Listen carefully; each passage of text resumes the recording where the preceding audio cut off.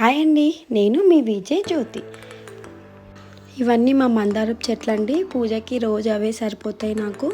ఇప్పుడు మనం వడలు ఎలా ప్రిపేర్ చేసుకోవాలో చూద్దాం. నైట్ మినపప్పు నానబెట్టుకొని మార్నింగే గ్రైండ్ చేసుకొని 1 అవర్ పక్కన పెట్టుకోవాలి. దాంట్లో కొంచెం సాల్టు సోడా కలుపుకొని బాగా మిక్స్ చేసి వాటర్లో తడిపి అలా వడలు వేయాలి. ఇంకొంతమంది ఇష్టం ఉంటే అల్లము, ఆనియన్, పచ్చిమిర్చి అవి కూడా కలుపుకోవచ్చు. మా పిల్లలు తినరండి. నేను ఒకటే టైంలో చట్నీ కూడా ప్రిపేర్ చేస్తాను. ఆ హీట్లో ఉన్న ఆయిల్లోనే పల్లీలు వేడి చేస్తాను. పచ్చిమిర్చి కూడా అలానే ఫ్రై చేసి చట్నీ కూడా ప్రిపేర్ చేస్తాను.